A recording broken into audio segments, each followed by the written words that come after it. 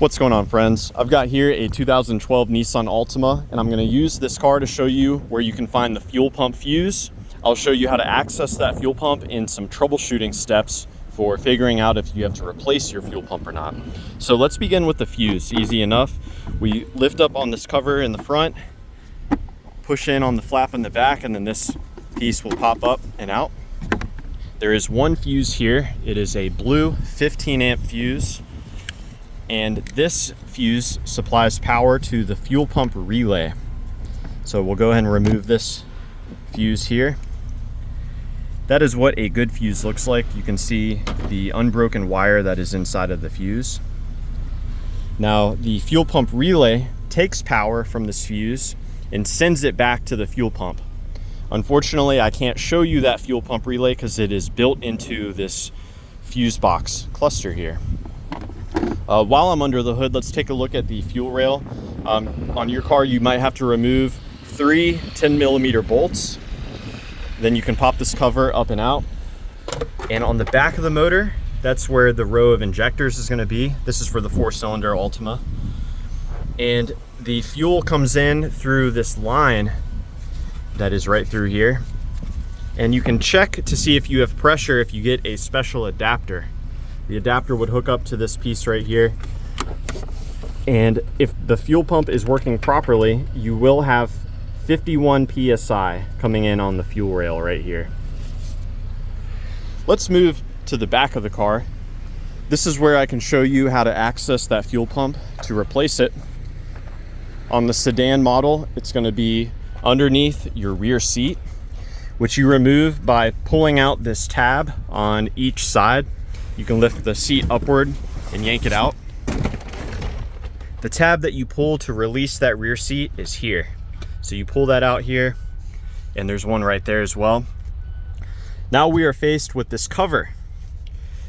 There are 4 plastic retainers that you've got to turn clockwise. So they're designed to be used with a Phillips, but sometimes they strip. So it's easy enough to get them turned with pliers.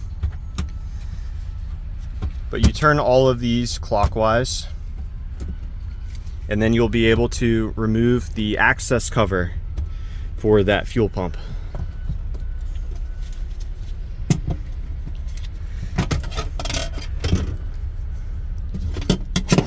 So fold that over. Be gentle with it because this connector is going right into the fuel pump. So this is a 5-pin connector. We remove it by pushing down firmly on this piece while we pull backward on the connector. Now, if you look at the back, you'll notice 2 of the wires are fatter. Those are the wires that provide a power and a ground to the fuel pump. The other wires are used for the level, for the gauge, to tell you how much fuel you have in the tank. Now, the black wire, which comes right in on this middle pin, this provides a constant ground for the fuel pump. This yellow wire on the end, this provides power from your fuel pump relay.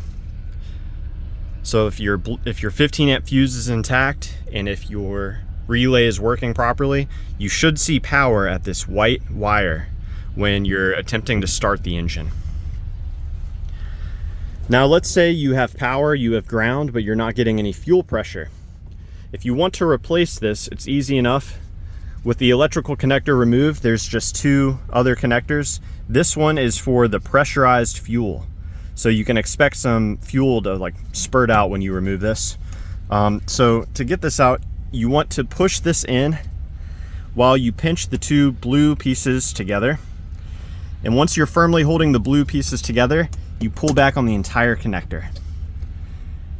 And again, you should expect a lot of fuel to spray out here. So you may want to put a towel in this area to avoid fuel splashing all over your seats. So you get this out of the way, you tuck it back. That remains this one connector here. This is for the evap system. So this is for fuel vapors. You should not expect to see any large amounts of fuel coming out of this.